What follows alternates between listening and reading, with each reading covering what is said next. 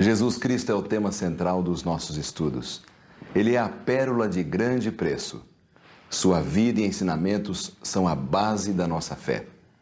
Ele identificou-se plenamente com a família humana ao assumir a nossa natureza e viver como homem aqui. E hoje, apesar de estar no céu, quer viver em seu coração. Você acredita que todas as coisas foram criadas por Deus? Todas as coisas boas foram criadas por Deus. Eu acho que houve uma evolução.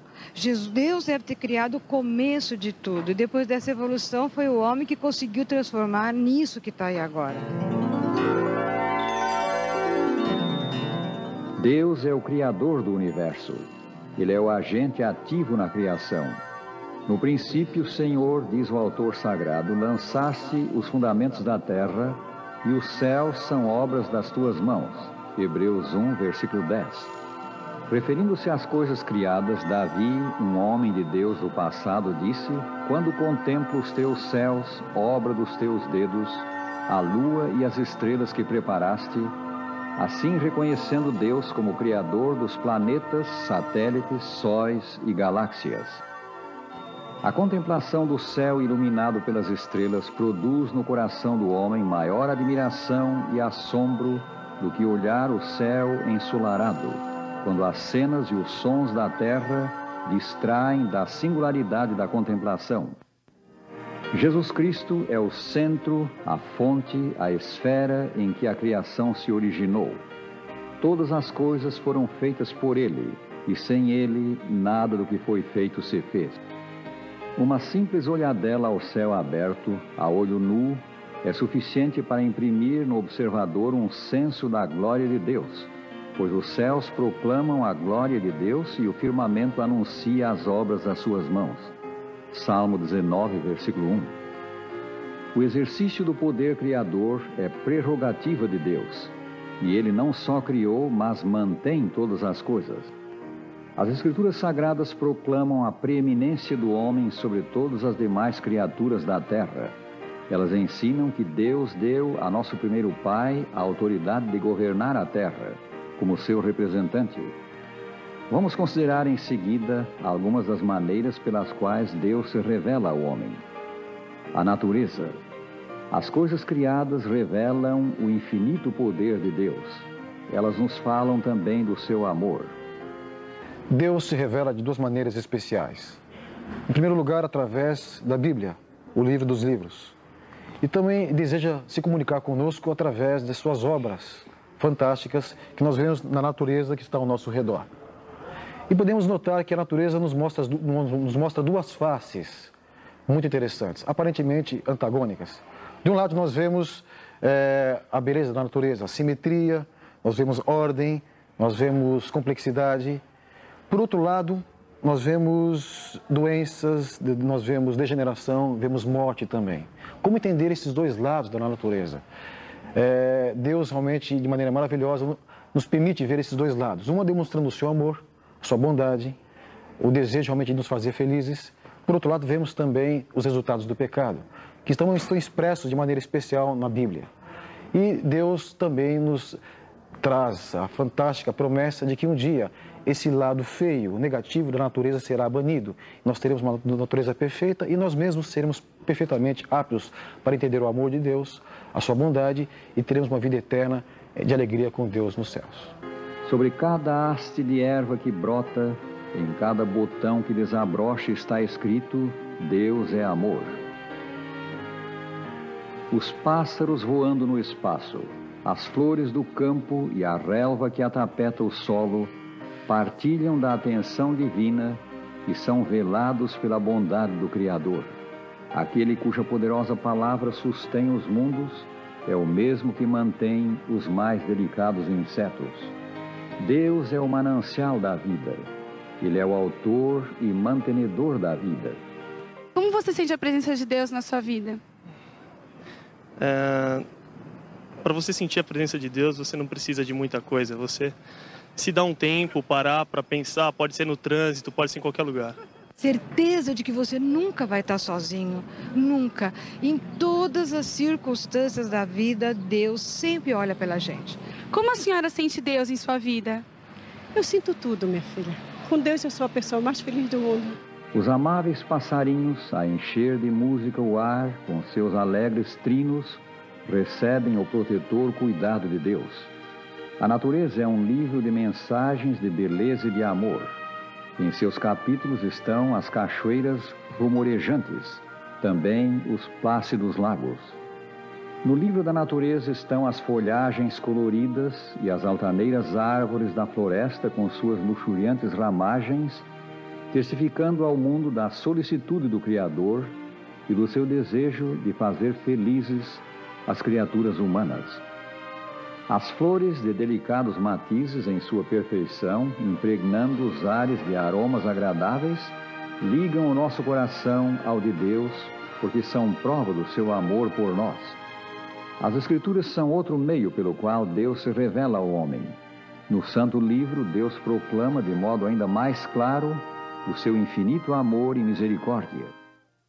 A Bíblia, para mim, é um livro muito especial, por vários motivos. A historicidade da Bíblia, as profecias cumpridas, leis que Deus estabeleceu no passado com relação à saúde, higiene, que até hoje prevalecem. Na ocasião em que foram estabelecidas, eram revolucionárias. E o fator principal pelo qual eu confio nesse livro, e para mim ele é muito especial, é que esse livro transforma vidas. E transformou minha vida também. E eu creio que o amor de Deus revelado de maneira fantástica nesse livro, as histórias de homens e mulheres que viveram na antiguidade, apresentadas de maneira imparcial, seus defeitos, suas qualidades, e fica claro em todas essas situações o amor de Deus com todos nós, inclusive para a minha própria pessoa. A Bíblia é a magna carta de Deus para nós. Nela está expressa a vontade do Criador para ser obedecida pelo homem. Tudo o que está escrito nas Sagradas Escrituras é para nosso ensino. Elas têm a norma da vida. Praticando os seus ensinamentos, nós alcançamos o bem da felicidade. Um livro da Bíblia pode ter o nome de Isaías, ou Jeremias, ou Daniel, mas o seu autor, na realidade, foi Deus, que falou por meio dos seus servos, os profetas. A Escritura diz que Deus outrora falou muitas vezes e de muitas maneiras aos pais pelos profetas. Hebreus 1, versículo 1. O fato de ter Deus falado pelos profetas não excluiu absolutamente o fazer ele maiores revelações posteriores. Jesus Cristo é a suprema revelação de Deus ao homem. O terno e compassivo Salvador era Deus manifestado na carne e veio do céu para revelar o Pai.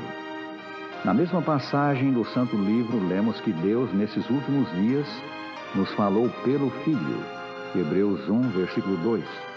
Cristo, Deus Filho, estava com Deus Pai no princípio e criou todas as coisas. Cristo é divino no mais pleno e absoluto sentido da palavra. Ele é também humano no mesmo sentido, exceto que não conheceu o pecado. E o Verbo se fez carne e habitou entre nós, cheio de graça e de verdade, e vimos a sua glória, glória como do unigênito do Pai. São João 1, versículo 14. As duas naturezas de Jesus Cristo, a divina e a humana, estavam misteriosamente unidas. Por isso ele se tornou o nosso Salvador capaz. Assumindo a natureza humana, ele se colocou na posição de nos compreender e de simpatizar conosco. Olhai para cima, vós que duvidais e tremeis, pois Jesus vive para fazer intercessão por nós. Sim, tão somente crede que Deus é vossa ajuda. Ele quer restaurar no homem sua imagem moral. À medida que dele vos aproximardes em arrependimento e confissão, ele se aproximará de vós com misericórdia e perdão. A máxima revelação de Deus a nós é, pois, a pessoa de Jesus Cristo. Quem me vê a mim, vê o Pai, disse ele. Como é que nós podemos compreender Deus ou apreciar o caráter de Deus, amar a Deus, se ele está assim nessa posição tão elevada em relação a nós? Ah, meus amigos, aí é que está a coisa bonita. Este Deus, que está infinitamente acima de nós e além de nós, ele veio em nossa procura. Nós podemos ver na Bíblia, desde a primeira página até a última, que Deus é aquele Deus que se revela para o homem. Nas páginas do Velho Testamento, Deus se revela através dos profetas, por exemplo. E nas páginas do Novo Testamento, Deus se revela através do seu Filho, Jesus Cristo. A revelação de Deus em Jesus Cristo, ela é perfeita, porque Jesus é o próprio Deus que veio para estar entre nós. E é claro, a revelação de Deus é uma revelação infinita, porque Deus é infinito. Então, nós podemos entender que durante toda a eternidade estaremos sempre aprendendo de Deus através da revelação em Jesus Cristo. É por isso que ele pôde dizer: quem me vê a mim, vê o Pai. Porque na realidade Jesus é a expressa imagem de Deus. A sua humanidade o aproxima de nós e sua divindade firma-o no trono de Deus. Deus nos deu a vida e tudo o que possuímos. Por isso digno és, ó Senhor nosso Deus, de receber a glória e a honra e o poder, porque criaste todas as coisas, e pela tua vontade é que elas subsistem e foram criadas. Apocalipse 4, versículo 11.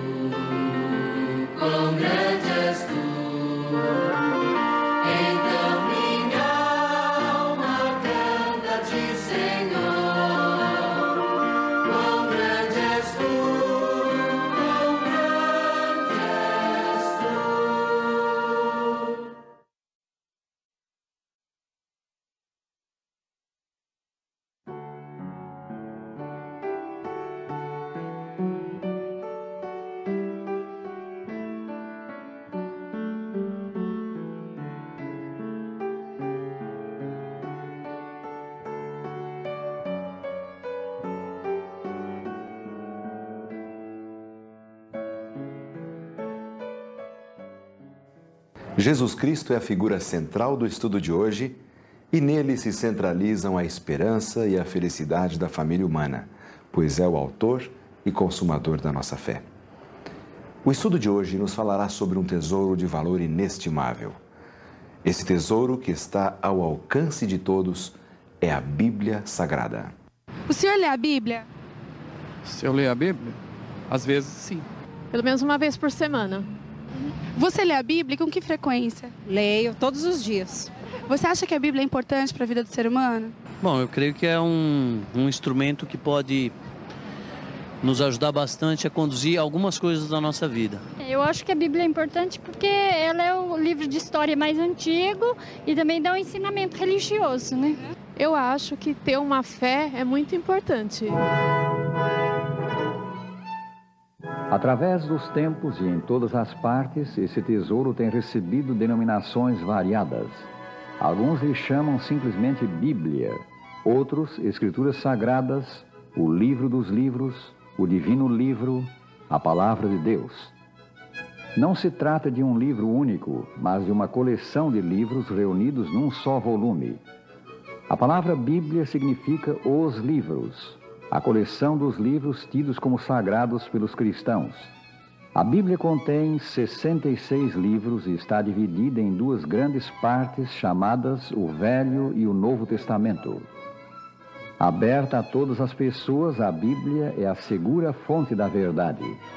Jesus rogou ao Pai: santifica-os na verdade, a tua palavra é a verdade. São João 17, 17.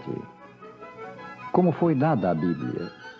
A Bíblia é uma escritura sagrada que eu acredito que foi escrita por alguém que não seja desse mundo. Apesar de escrito por humanos, eram humanos inspirados por Deus na escrita. Então é um livro que tem inspiração divina, é um livro que tem mais importância para a pessoa saber levar a vida dela hoje. Homens que viveram sob a motivação do Espírito de Deus falaram as mensagens de Deus recebidas. Esses homens chamam-se profetas. Sabendo primeiramente isto, escreveu São Pedro que nenhuma profecia da Escritura provém de particular elucidação, porque nunca jamais qualquer profecia foi dada por vontade humana.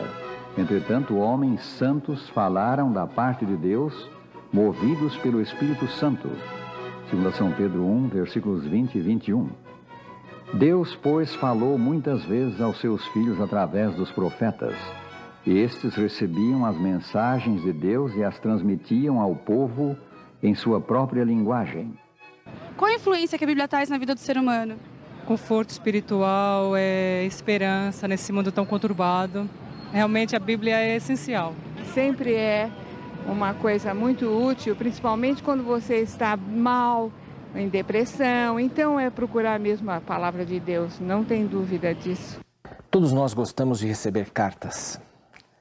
Gostamos de saber o que os amigos pensam da gente, a preocupação deles. Deus escreveu uma carta maravilhosa, a Bíblia Sagrada, para que você e eu soubéssemos como Ele nos ama. Aqui está toda a história de amor dele pela raça humana, por mim e por você. A Bíblia tem um propósito quádruplo, a saber, ensinar, repreender, corrigir e educar para a salvação. Como escreveu São Paulo, ela é útil para o ensino, para a repreensão, para a correção, para a educação na justiça. 2 Timóteo 3,16. O Santo Livro merece cuidadoso estudo e reflexão da parte de pessoas de todas as idades. Há orientação e experiências altamente compensadoras no estudo da Bíblia. Os jovens encontram o caminho da vida no livro de Deus. Há nele abundância de sabedoria e informação para promover a prosperidade moral e religiosa, para fazer feliz a juventude. O Divino Livro ilumina o caminho para que o homem possa andar seguro em meio às trevas espirituais deste mundo. São do apóstolo São Pedro as palavras: temos assim tanto mais confirmada a palavra profética, e fazeis bem em atendê-la como a uma candeia que brilha em lugar tenebroso, até que o dia clareie e a estrela da alva nasça em vossos corações. 2 São Pedro 1,19. Aquele que tem esta luz a guiá-lo está com Deus e nada tem a temer. Lâmpada para os meus pés é a tua palavra, escreveu o salmista, e luz para os meus caminhos. Salmo 119, 105. Você encontrou alguma dificuldade para ler a Bíblia? Os termos são mais antigos, né? Coisas que não se falam tanto hoje. Não, eu não entendo muito. Às vezes eu encontro bastante dúvida. Eu creio que a dificuldade de compreender a Bíblia, na maior parte das pessoas, é porque eles conhecem pouco a Bíblia. Todas as coisas que nós conhecemos pouco, nós temos dificuldade de compreender. Então, à medida que a pessoa for conhecendo a Bíblia cada vez mais, ela vai vendo que a Bíblia se torna fácil e compreensível. Se você acha que é difícil ler a Bíblia, tente fazer o seguinte. Ouça essa dica. Comece lendo o Evangelho de Marcos 5 vezes. Leia bastante. Ele conta por que fazer. Depois leia a Carta Universal de Tiago. Leia também 5 vezes, porque Tiago diz como fazer. Aí então comece lendo o Novo Testamento inteiro e depois passe para o Velho. Você vai entender a Bíblia com mais facilidade. Há uma corrente dinâmica na Bíblia que ilumina quem lê e medita o Santo Livro. A genuína fé não é confiança cega em coisas de que não há evidências. Fé é a nossa convicção a respeito das coisas que não podemos ver. Mas esta convicção tem um fundamento, a saber, as declarações das Escrituras, que são a palavra de Deus, a palavra de Cristo. E assim diz São Paulo: a fé vem pela pregação e a pregação pela palavra de Cristo. Romanos 10, 17. Como entender as Escrituras? Abraham Lincoln declarou: aceita desse livro tudo o que puderes pela razão, aceita o restante pela fé e hás de viver e morrer como o melhor indivíduo. A verdade tem de ser apresentada clara e logicamente, um ponto levando naturalmente a outro. Somente assim chegam os homens a inteirar-se da verdade. Devemos comparar os textos, porque é preceito sobre preceito, preceito e mais preceito, regra sobre regra, regra e mais regra, um pouco aqui, um pouco ali. Isaías 28, versículo 10. Comparando livro com livro, capítulo com capítulo, versículo com versículo, indo de um ponto a outro, assinalando, sublinhando passagens bíblicas, a mente obscurecida pelo pecado abre-se à luz da verdade. Esse procedimento pode parecer simples, mas é eficaz. Deus deseja comunicar a verdade ao homem. Contudo, é necessário que o homem se mostre humilde, com disposição para aprender, a fim de compreender os caminhos de Deus. Uma atitude mental favorável e um espírito de oração muito ajudarão no estudo das Escrituras. O estudante da Bíblia deve receber as mensagens do Santo Livro como verdadeiro alimento. Os homens não criaram a verdade divina. Ela foi revelada na Bíblia. A mensagem de Deus tem de ser pessoalmente adquirida. As verdades do céu devem tornar-se uma parte da vida e do caráter. Há uma promessa de felicidade aos que leem, ouvem e guardam as palavras da Bíblia. Aqui está: bem-aventurados aqueles que leem, aqueles que ouvem as palavras da profecia e guardam as coisas nelas escritas, pois o tempo está próximo. Apocalipse 1, versículo 3. Jesus nos lembra que o exame das Escrituras leva-nos inevitavelmente a encontrar a salvação e a vida eterna, e por essa razão ordena o estudo da Bíblia, cujos escritos dele testificam. Examinais as Escrituras, disse ele, porque julgais ter nelas a vida eterna, e são elas mesmas que testificam de mim. São João 5,39. O jovem, cujo caráter está em formação, precisa da mão auxiliadora do Criador. Ele deve devotar a Deus as suas forças e usá-las para a sua glória. Isso se torna possível pelo conhecimento adquirido mediante o estudo da Bíblia. Em meio às preocupações e tensões da vida moderna, os que dão tempo ao Santo Livro são postos em contato com Cristo. Eles são espiritualmente enriquecidos, são fortalecidos para enfrentar os problemas e provações da vida. Como vimos, as Escrituras testificam de Cristo. Acima de tudo, elas nos falam de Jesus. Falam dele como Salvador, com a nossa vida e a nossa esperança. Examinemos o tesouro celeste, o Santo Livro, e seremos levados a Cristo, o tesouro dos tesouros. Os que aceitam Jesus como Salvador e nele põem a confiança, encontram descanso para a alma.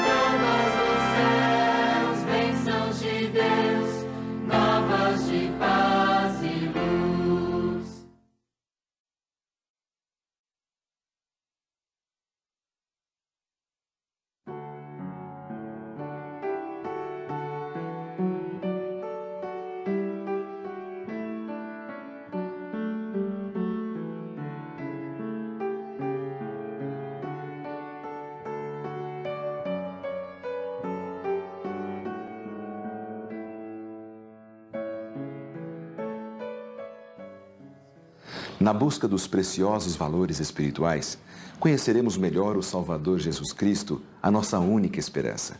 Ele é o amigo certo nas horas incertas e sempre está conosco. Falar com Deus, que privilégio falar com o Pai Celeste e saber que Ele nos ouve.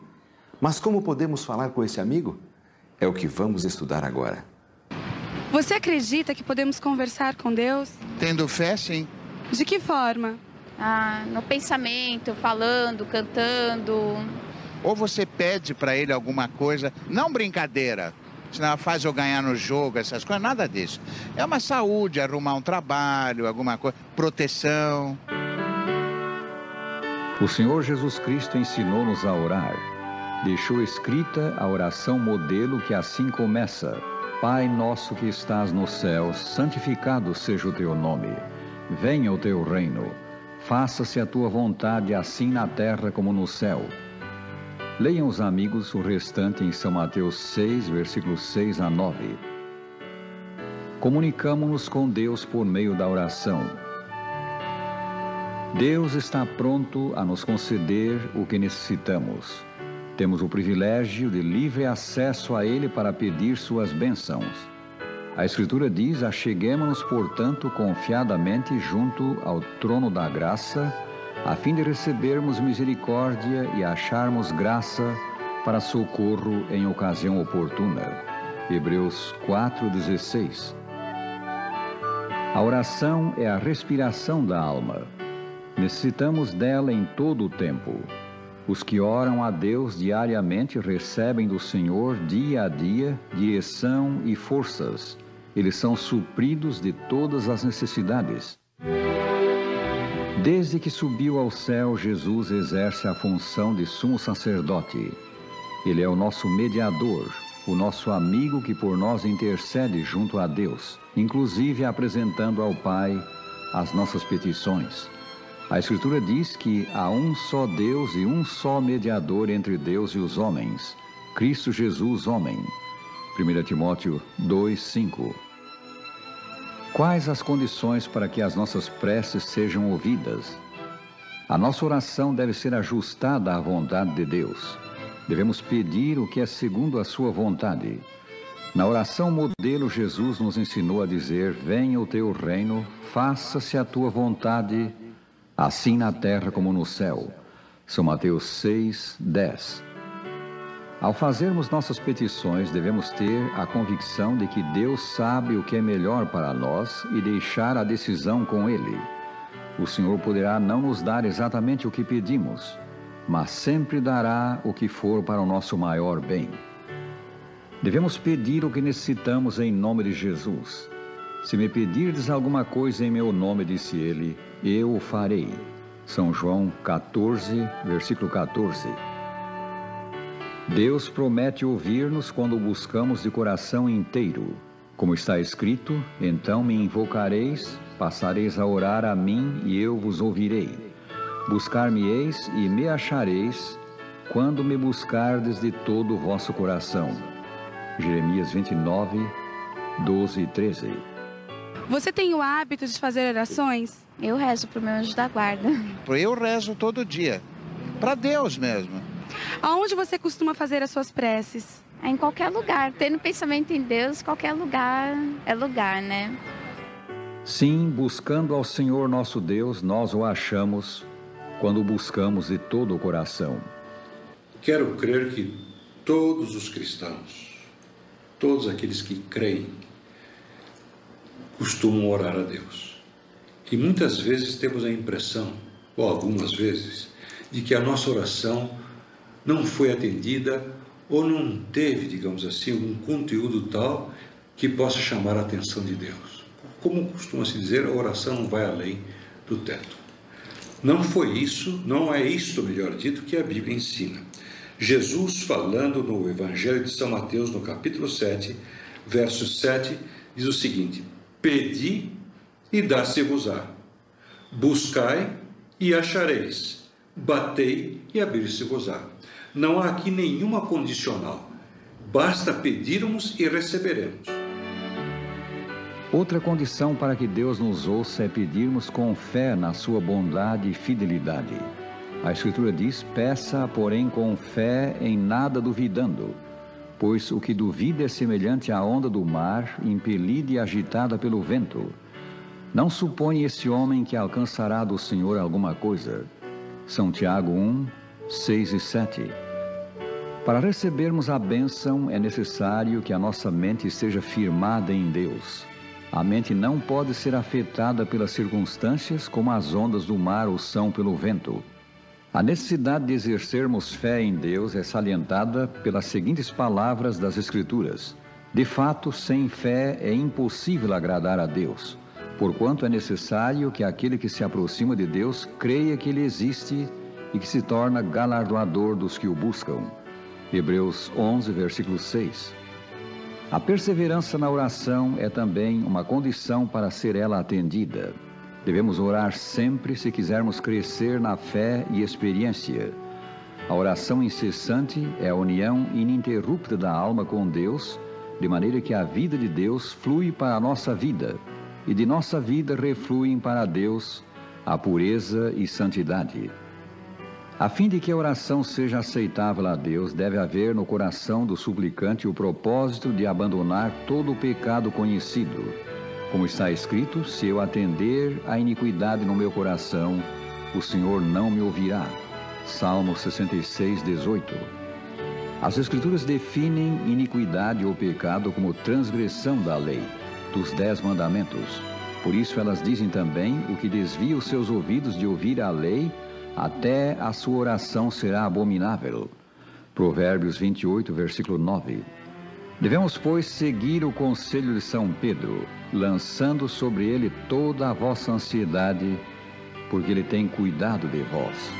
1 São Pedro 5, versículo 7. O Salvador Jesus Cristo é o nosso socorro bem presente na angústia. Se o buscamos em oração, Ele está conosco em toda a situação difícil. A família que diariamente ergue a Deus as suas súplicas é uma família feliz. Está sob o favor e direção do céu. A importância da oração para os que querem agradar a Deus é indicada pelas palavras de São Paulo: orai sem cessar. 1 Tessalonicenses 5,17. Isso significa que, como filhos de Deus, devemos estar sempre num espírito de oração. Por que orar sem cessar? Porque Deus ouve a nossa oração.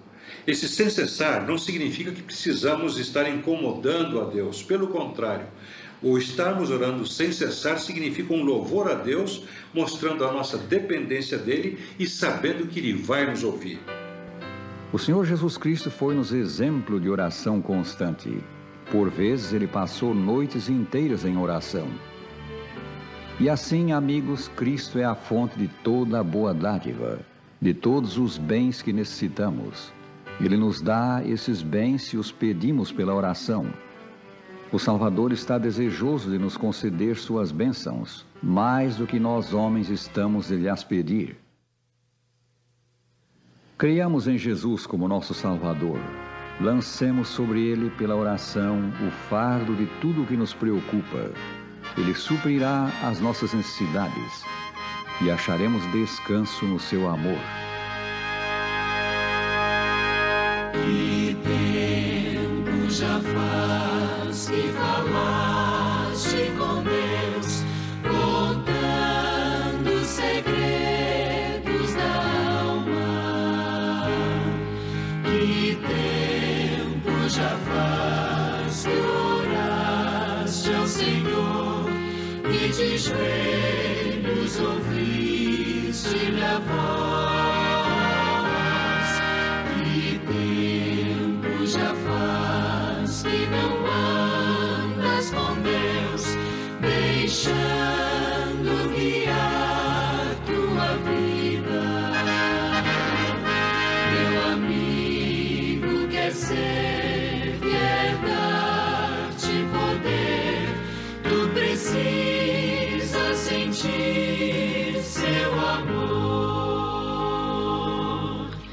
Que tempo já faz que ajoelhaste aos céus e oraste ao teu Deus lá no céu. E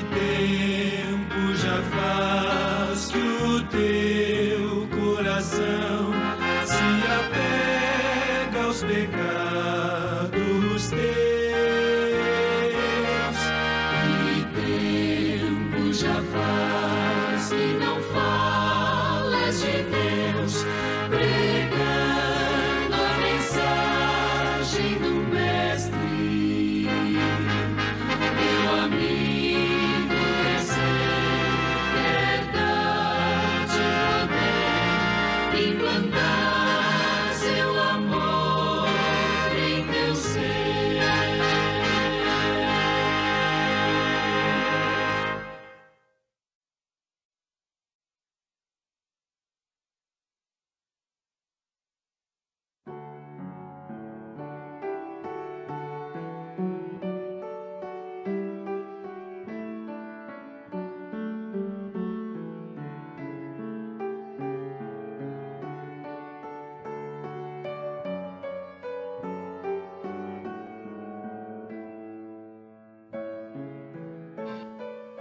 A Bíblia diz que Jesus Cristo está sempre presente quando 2 ou 3 se reúnem para estudar o Santo Livro.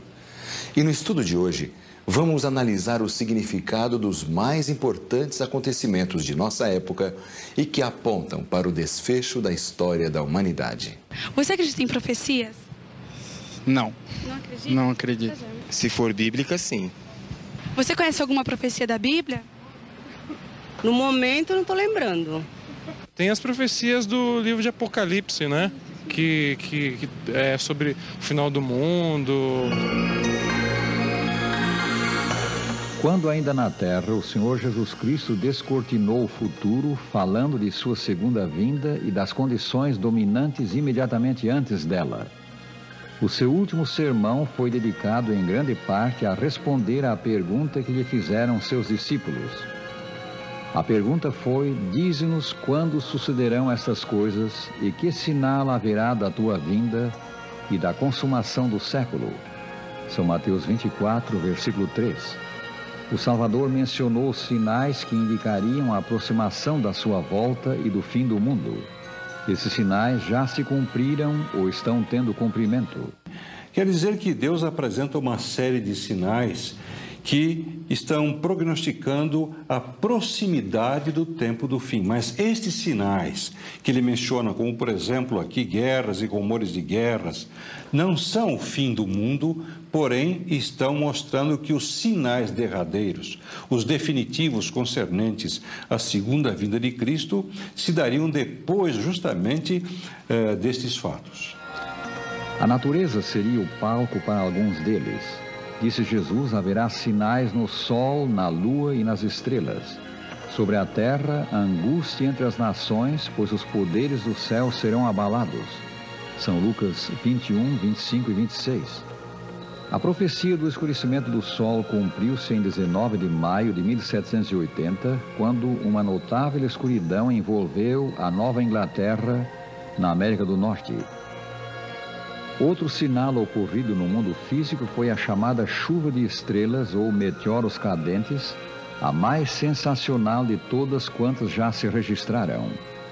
A predição de Jesus quanto à queda das estrelas cumpriu-se na chuva de meteoros ocorrida em 13 de novembro de 1833. Algumas profecias do fim cumprem-se no mundo político e no mundo científico. As nações vivem desassossegadas, não encontram o caminho da paz duradoura. A profecia bíblica fala de uma corrida armamentista das nações nos últimos dias. Forjai espadas das vossas relhas de arado. Diga o fraco, eu sou forte. Joel 3, versículo 10. As constantes experiências com a força do átomo e a contínua fabricação de superbombas têm levado o homem a olhar o futuro com temor. Ele teme por sua sobrevivência. Preocupa-se pelo que possa acontecer de terrível nesta hora tremenda que mostra ser quase meia-noite no relógio da história. Tudo evolui tão rapidamente nesse tempo do fim que mal podemos acompanhar as mudanças no mundo político e científico, desde as pesquisas no solo da Lua até os desentendimentos entre as nações. Este é também um dos sinais profetizados do fim. O saber se multiplicará, predisse o profeta, falando dos dias finais.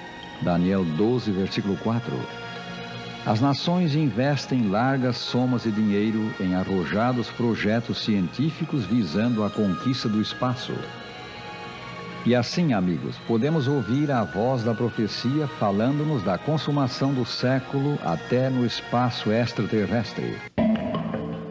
Outro importante sinal dado por Cristo da sua segunda vinda à Terra está expresso em suas palavras: multiplicar-se-á a iniquidade.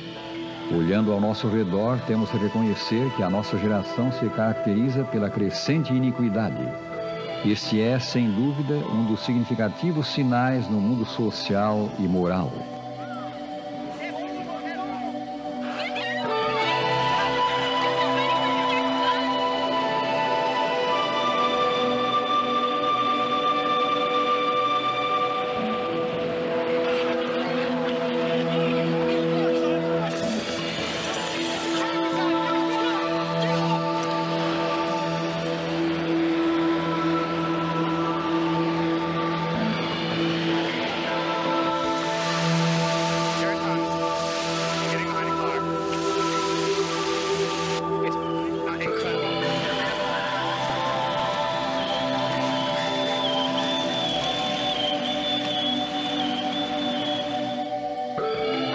Também o apóstolo São Paulo falou disto.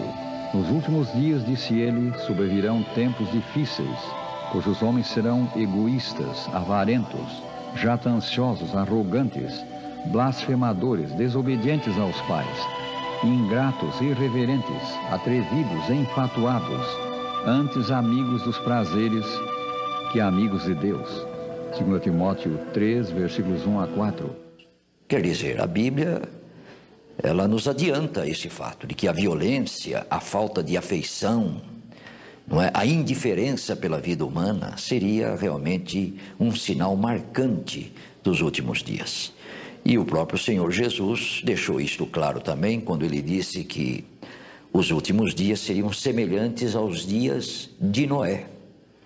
E quando a gente lê na Bíblia, lá no livro de Gênesis, sobre os dias de Noé, lá está escrito claramente: a terra se encheu de violência. Tudo nos leva a crer que a natureza do homem sofre um processo de degenerescência incontrolável. Os jovens dizem-se livres, mas não sabem o que fazer com a sua liberdade. Buscam aquilo de que têm falta, mas buscam-no onde não o podem achar. Mergulham nas drogas, nos vícios, na licenciosidade e arruinam a vida. O crime aumenta cada dia. A força da moral e da lei, oposta ao crime, está cedendo terreno aos instintos criminosos que prevalecem. Um dos sinais do fim predito por São Tiago é a luta entre o capital e o trabalho. A extrema pobreza de uns e o acúmulo de riqueza nas mãos de outros, nos nossos dias, cumpre essa profecia do fim e indica que a volta do Senhor está próxima. As condições dos últimos dias da história humana são vistas também no espectro das epidemias e da fome. Cristo profetizou: haverá epidemias e fome em vários lugares. São Lucas 21, versículo 11.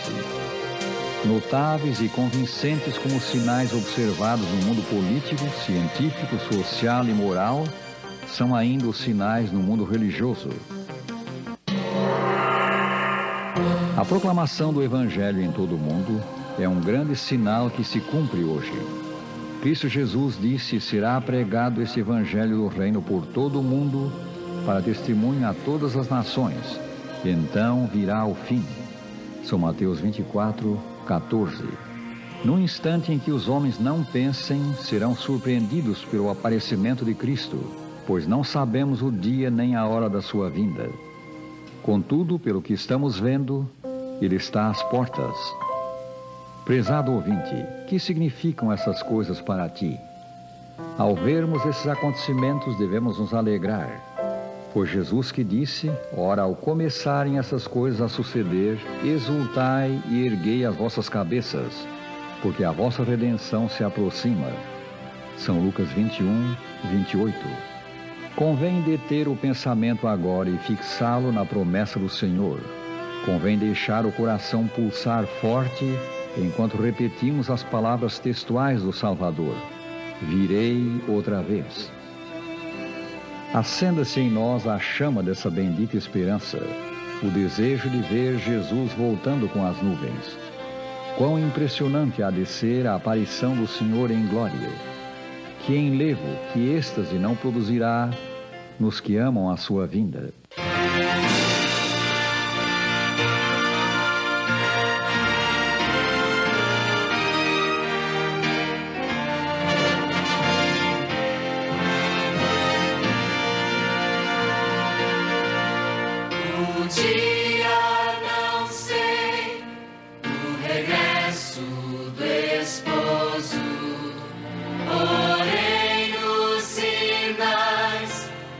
Encher-me de gozo, pois presto virá esse evento glorioso, mas o dia não sei.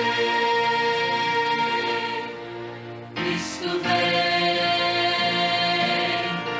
vigiemos, oremos, Ele vem.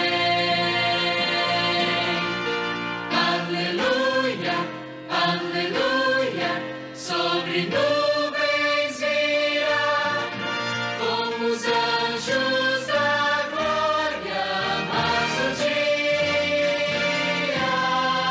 não sei.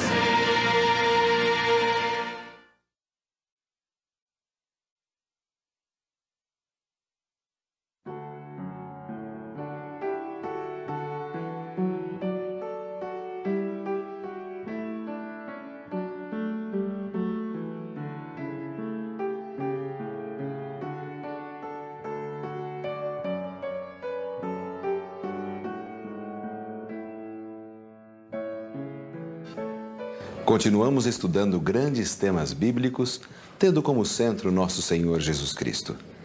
Os sinais dos tempos indicam que estamos vivendo nas cenas finais da história deste mundo. Aproxima-se a última noite na Terra. Hoje estudaremos sobre a volta de Jesus. Tem as profecias do livro de Apocalipse, né? Que é sobre o final do mundo. Esse Jesus que salvou o mundo, que morreu por ele, né, pagando os pecados de toda a humanidade, e aqueles que creram no nome dele, entregaram a sua vida a ele, serão salvos, e esse mundo aqui irá se acabar, e os que com eles entregaram a vida a ele, vai morar na Nova Jerusalém, uma terra já prometida já. Uma das verdades mais solenes reveladas nas Escrituras é a da segunda vinda de Cristo para completar a grande obra da redenção. O Senhor Jesus Cristo mesmo prometeu voltar. Na casa de meu Pai, disse ele, há muitas moradas. Se não fosse assim, eu vou-lhe teria dito, vou preparar-vos lugar. E se eu for e vos preparar lugar, virei outra vez e vos levarei para mim mesmo, para que onde eu estiver, estejais vós também. São João 14, versículos 2 e 3. Em diversas ocasiões e de diferentes maneiras, a promessa da segunda vinda de Cristo foi reiterada pelo Salvador. Qual a maneira da sua vinda? O mesmo Jesus a quem os discípulos viram subir para o céu, virá outra vez. Isso foi o que os anjos disseram na ascensão do Senhor. Esse Jesus que dentre vós foi elevado ao céu, assim virá do modo como o viste subir. Atos 1, versículo 11. Existem algumas partes da Bíblia, especialmente o livro de Daniel, que fala de duas vindas. Em Daniel capítulo 2, fala da vinda de Cristo no final da história humana, depois de todos os reinos, descreve todos os reinos que iriam suceder desde os dias de Daniel até o final dos tempos, e diz então que ele viria, o Messias, no final para estabelecer o reino de Deus de uma vez por todas. Então isso só no final da história humana. No entanto, o capítulo 9 de Daniel fala que o Messias viria para morrer por nós, para pagar os pecados, para trazer perdão, cerca de 490 anos depois do exílio babilônico. Ora, como o exílio babilônico acabou por volta do ano 500, ali tem uma certa cronologia, um pouquinho, a partir do ano 457, se começa a contar esse tempo, ali mostra que ele viria por volta do ano 27 a 30 da nossa era era comum, a era cristã. E exatamente o que aconteceu. Jesus veio essa primeira vez para morrer e voltará, segundo Daniel 2, no final da história humana, para poder estabelecer o reino de Deus na terra. A meiga criancinha de Belém, nascida da Virgem Maria, é o Cristo vindouro. Esse mesmo Jesus é que virá outra vez. O menino que cresceu como os demais, humano como os outros seres humanos, embora fosse ao mesmo tempo o Filho de Deus, é o Cristo vindouro. O terno e solícito médico que curava os doentes é o Cristo vindouro. O varão de dores que por nós suportou a afronta, o opróbrio da cruz, é o Cristo vindouro.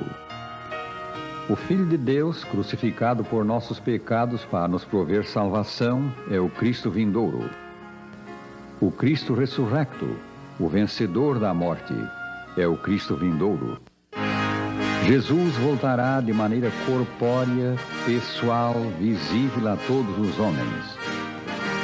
Sim, a segunda vinda de Cristo será tão real quanto a primeira.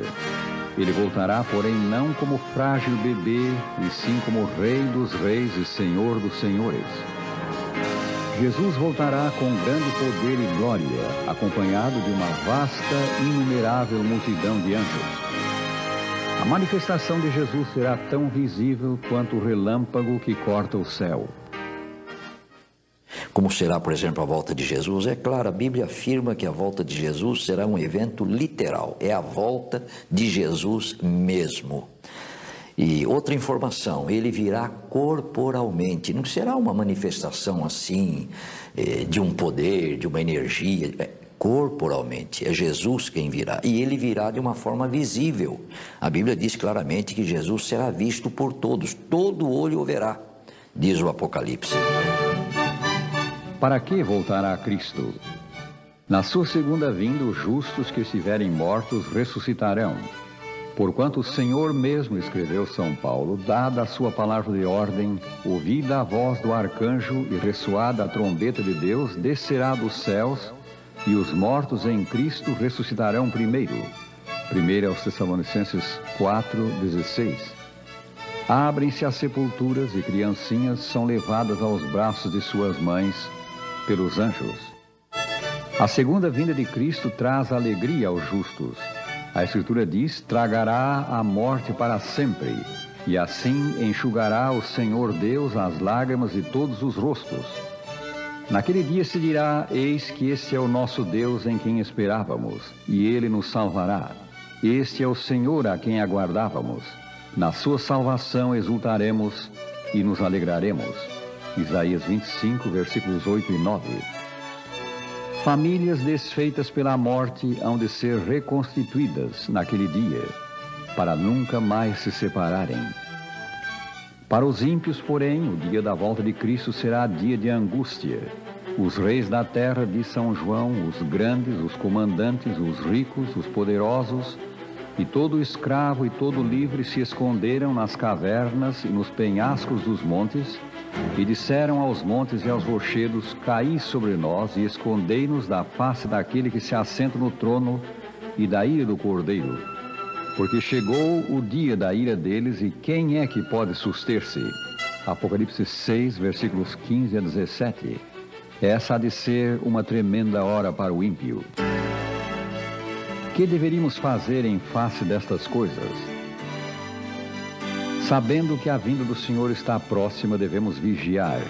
Acautelai-vos por vós mesmos, disse Jesus, para que nunca vos suceda que os vossos corações fiquem sobrecarregados com as consequências da orgia, da embriaguez e das preocupações deste mundo, e para que aquele dia não venha sobre vós repentinamente como um laço. Vigiai, pois, a todo tempo, orando, para que possais escapar de todas essas coisas que têm de suceder, e estar em pé na presença do Filho do Homem. São Lucas 21, 34 e 36. Esta expressão vigiar significa que que devamos ser homens sábios, no sentido de conhecer os tempos em que nós estamos vivendo e que possam, então, avaliar o que acontece à luz da palavra de Deus, a fim de nos prepararmos para esse acontecimento que é o mais importante. A proclamação da volta de Cristo deve ser agora como quando foi feita da sua primeira vinda pelos anjos aos pastores de Belém, boas novas de grande alegria. Os que realmente amam ao Salvador saudarão com alegria o anúncio baseado na palavra de Deus e que aquele em quem se centralizam as suas esperanças de vida eterna voltará logo. Não deveríamos ter dúvida quanto à proximidade da segunda vinda de Cristo. Tudo indica haver chegado a hora final. Logo teremos a última noite na terra e o raiar do dia eterno. Acheguemo-nos a Cristo e pela fé nele alcancemos salvação do pecado. Demos graças a Deus pela esperança da volta de Cristo. Descansemos no seu amor.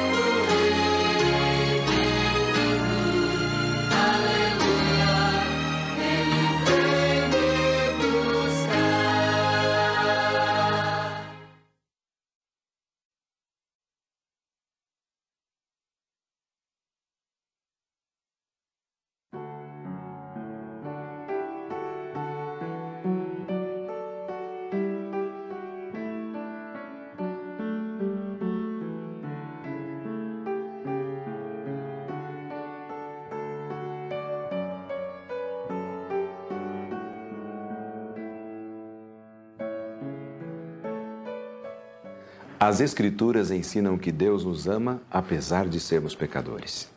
E o amor que Deus nos tem é infinitamente mais profundo e nobre do que o mais puro e intenso amor humano.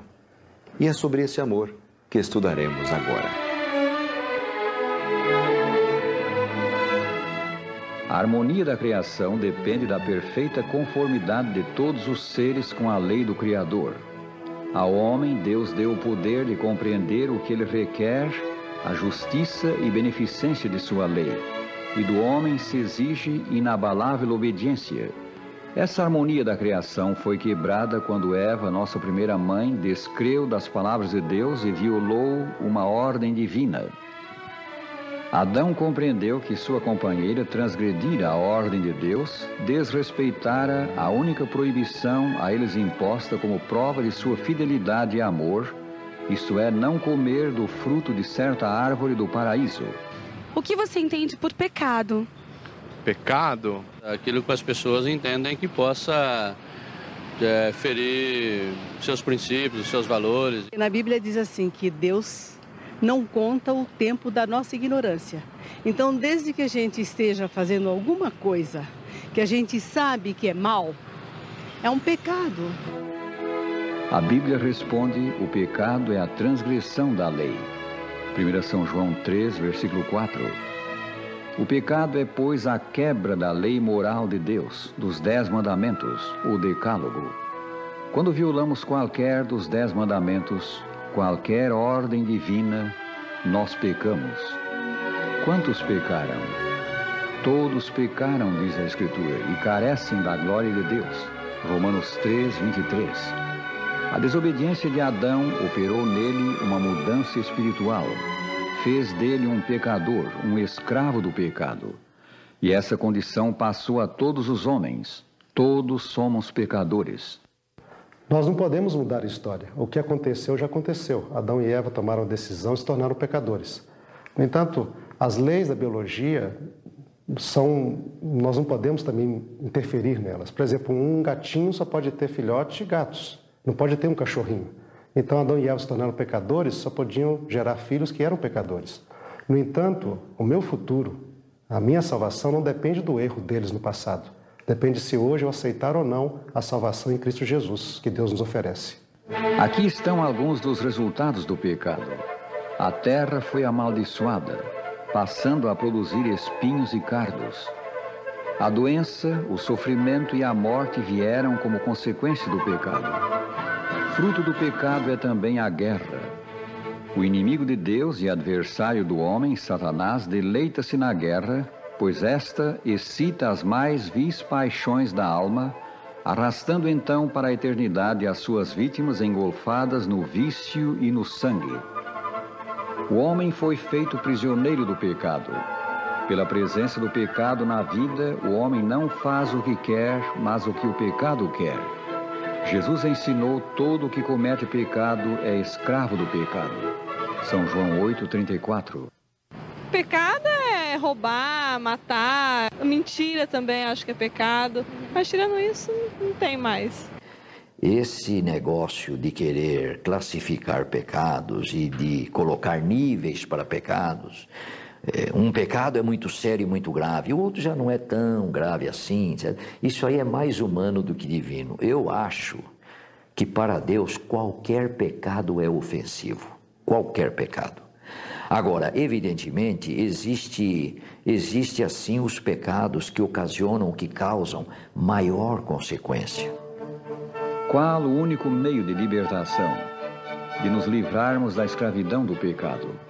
A Escritura diz: porque o salário do pecado é a morte, mas o dom gratuito de Deus é a vida eterna por Cristo Jesus, nosso Senhor. Romanos 6:23. Notemos, o pecado leva à morte, à perdição eterna. Mas mediante Cristo, Deus nos quer dar vida, vida eterna. A Escritura diz mais, e isto é a própria essência de tudo o que ela diz: porque Deus amou o mundo de tal maneira que deu o seu Filho unigênito, para que todo que nele crê não pereça, mas tenha a vida eterna. São João 3,16. Não há ninguém a quem Deus recuse os benefícios de sua graça salvadora, mas há uma condição para que nos salve: crer em Jesus Cristo. Ao considerar no horto do Getsêmani o preço a ser pago pelo resgate do pecador, dar o seu sangue, a sua vida, Jesus poderia ter decidido voltar para o Pai e deixar que o homem sofresse a pena do pecado, mas o amor o moveu ao supremo sacrifício. Por amar-nos, Jesus consentiu em sofrer as afrontas de homens que eram instrumentos de Satanás. Ele foi esbofeteado e açoitado.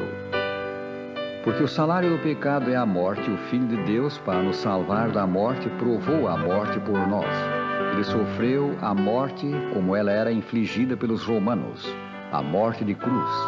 As suas mãos e pés foram pregados numa cruz. Deus Pai ofereceu o seu imaculado Filho como sacrifício para que, por sua morte, ele se tornasse o meio de os homens receberem o perdão dos pecados por intermédio da fé nele. O pecado para nós, normalmente, é uma coisa muito corriqueira, parece não ser quase nada. No entanto, nós notamos na Bíblia que é algo muito complexo, cuja natureza nós mal compreendemos. Quando o próprio Adão e Eva pecaram, eles mudaram a própria natureza humana, se tornaram propensos a fazer o mal, tornaram-se mortais, mudaram até a própria natureza geral, onde havia então decadência, destruição, apareceu a violência.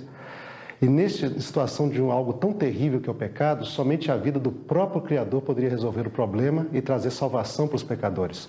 A vida de qualquer outro ser criado, anjo, o que quer que fosse, não seria suficiente para resolver o problema terrível chamado pecado. Somos reconciliados com Deus pelo sangue de Jesus.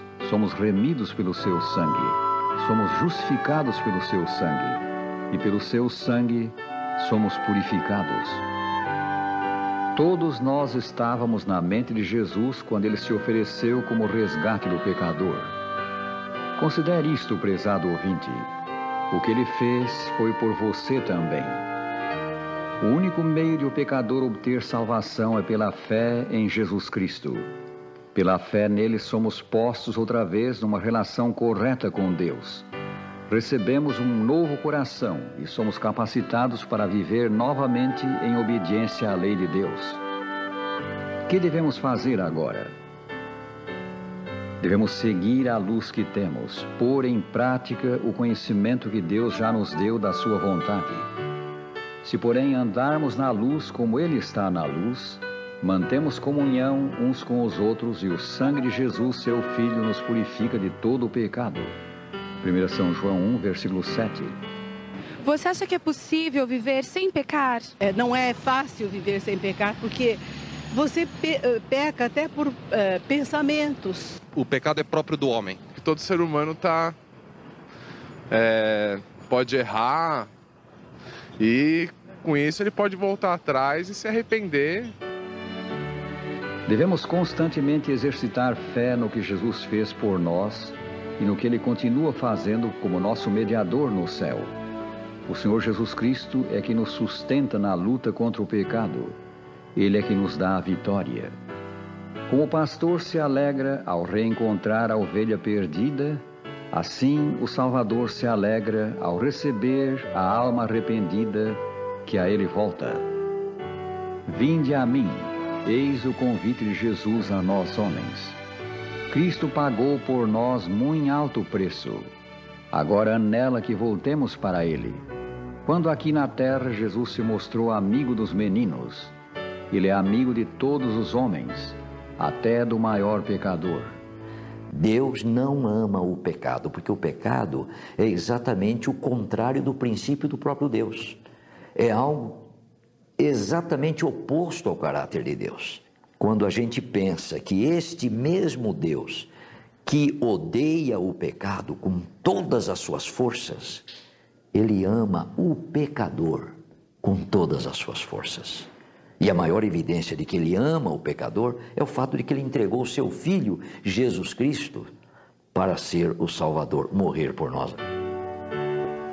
As boas novas do Evangelho são que Cristo veio para prover salvação do pecado.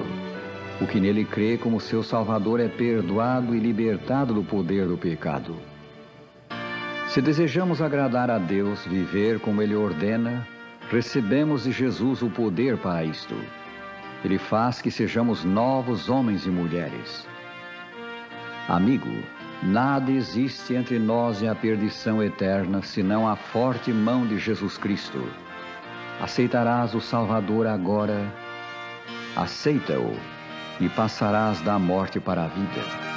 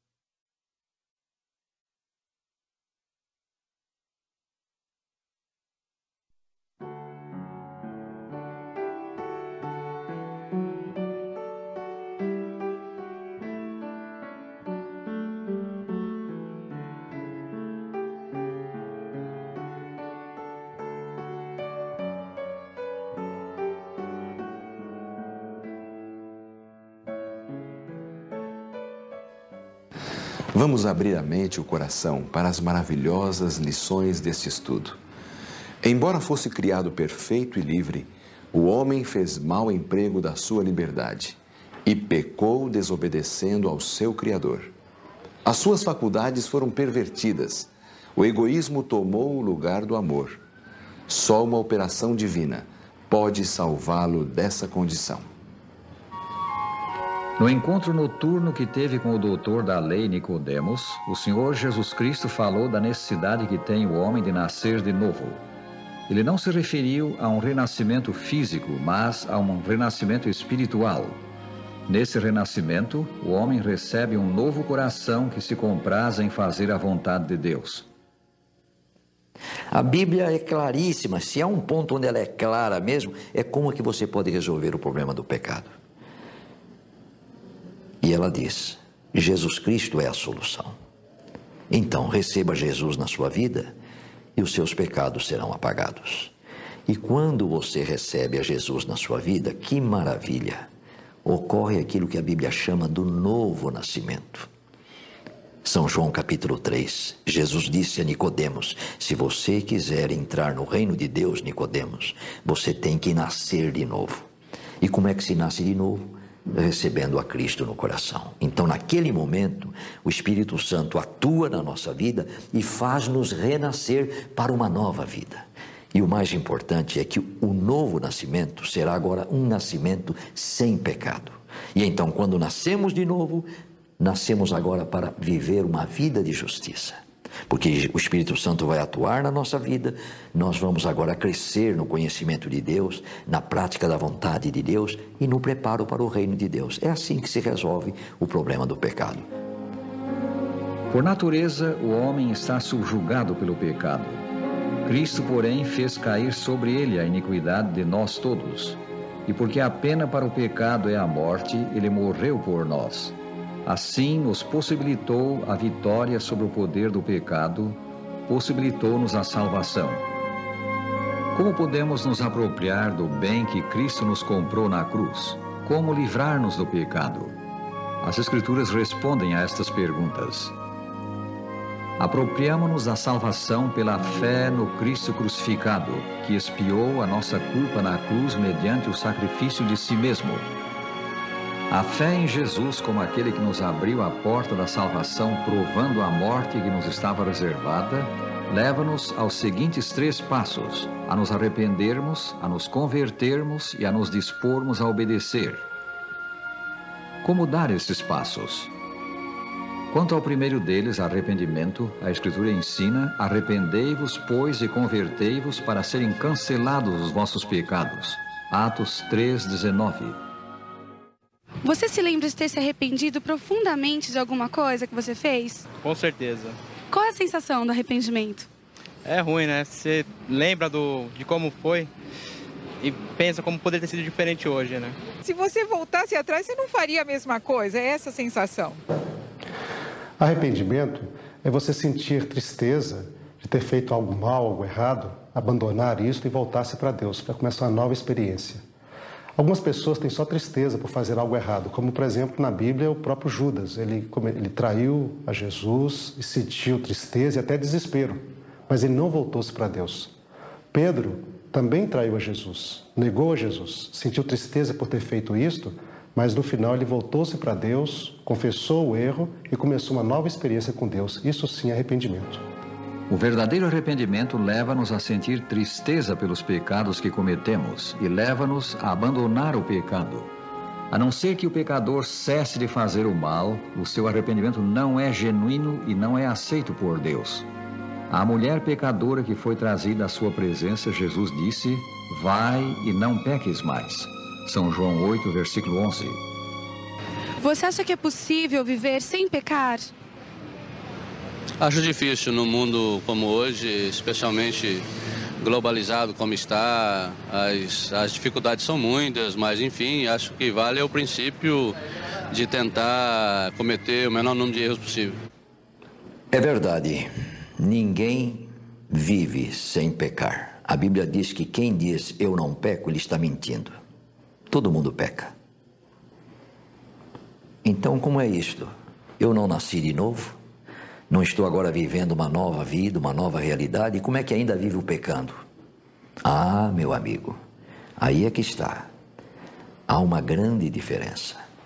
de você viver no pecado antes de aceitar a Cristo e você cometer seus erros, seus deslizes, seus pecados depois que aceitou a Jesus. Paulo, na Epístola aos Romanos, capítulo 7, ele deixa bem claro que o homem ainda, ele continua com os seus problemas, ele ainda tem coisas a vencer. Aí onde a gente diz que a vida cristã é uma batalha e é uma experiência que tem que se renovar cada dia e que tem que se desdobrar e se desenvolver até chegarmos naquele ponto em que entraremos no céu e não teremos mais pecados. O verdadeiro arrependimento leva à confissão, que não deve ser mera admissão do pecado, mas também uma súplica do perdão de Deus. Preenchidas essas condições, Deus nos perdoa. Como está escrito, se confessarmos os nossos pecados, Ele é fiel e justo para nos perdoar os pecados e nos purificar de toda a injustiça. 1 São João 1, versículo 9. Não devemos relutar em confessar cada pecado cometido, pois só assim podemos estar em paz com Deus. A confissão deve ser feita a Deus de modo simples, por meio da oração. O Senhor aceita o pecador arrependido, aceita a sua confissão. Ele perdoa e esquece o pecado. A sua promessa é: pois para com as suas iniquidades usarei de misericórdia, e dos seus pecados jamais me lembrarei. Hebreus 8, versículo 12. Consideramos agora o segundo passo, a conversão. A palavra conversão indica o ato de voltar-se o pecador da vida de pecado para Deus. Quando nos convertemos, deixamos o pecado e nos consagramos a Cristo, o Espírito Santo cria em nós uma nova natureza, faz que nos tornemos uma nova criatura. E assim diz São Paulo: se alguém está em Cristo, é nova criatura. 2 Coríntios 5:17. Toda essa transformação é alcançada sobre a base da fé no sacrifício expiatório de Cristo, fé em Jesus como nosso Salvador pessoal. Quando o carcereiro de Filipos perguntou a São Paulo e seu companheiro Silas: que devo fazer para que seja salvo? Eles responderam: crê no Senhor Jesus e serás salvo, tu e tua casa. Atos 16:31. Na conversão, pois, o homem se consagra a Deus em gratidão pelo que Jesus fez por nós na cruz. Terceiro passo, uma vida de obediência, vida de santificação. A lei de Deus, lei de amor, é a norma para a vida de santificação. Chamamos santificação o esforço diário por abster-se de pecar, com a ajuda do céu, e o diário crescimento no Senhor.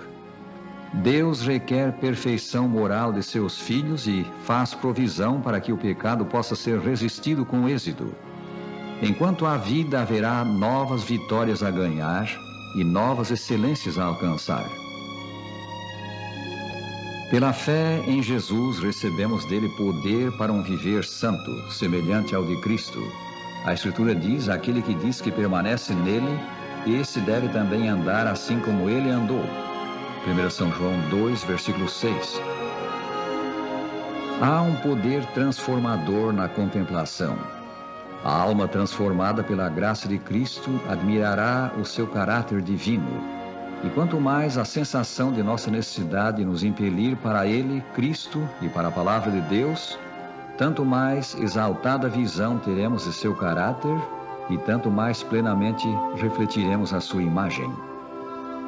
Na vida do homem que se consagrou a Jesus, veem-se os frutos da operação do Espírito Santo: caridade, gozo, paz, longanimidade, benignidade, bondade, fé, mansidão, temperança. Gálatas 5, 22 e 23. Quando aceitamos Cristo como nosso Salvador, os nossos pensamentos e desejos são postos em obediência à sua vontade. Dá-se o transplante divino. O coração, o espírito são novamente criados à imagem daquele que opera em nós. Prezado ouvinte, quem mora no teu coração? O Salvador Jesus Cristo ou o inimigo de Cristo e da tua alma? De diferentes maneiras, Jesus nos fala pedindo entrada em nosso coração. E o Santo Livro admoesta: hoje, se ouvirdes a sua voz, não endureçais os vossos corações. Hebreus 4, versículo 7. Sim, o Salvador diz: vinde a mim todos os que estáis cansados e sobrecarregados, e eu vos aliviarei. Tomai sobre vós o meu jugo e aprendei de mim, porque sou manso e humilde de coração, e achareis descanso para as vossas almas. São Mateus 11, 28 e 29. Se ouvimos o convite de Jesus e nos entregamos a Ele, recebemos poder para um viver santo. Força e graça foram providas por meio de Cristo. Ninguém é tão pecaminoso que não possa encontrar força, pureza e justiça em Jesus. Demos graças a Deus pelo Salvador que é Jesus. Aceitemos hoje de todo o coração esse Salvador misericordioso, que tem também o poder de mudar o coração, de transformar em Filho de Deus o maior pecador. Se nos deixarmos transformar por Cristo aqui, viveremos com Ele no seu reino.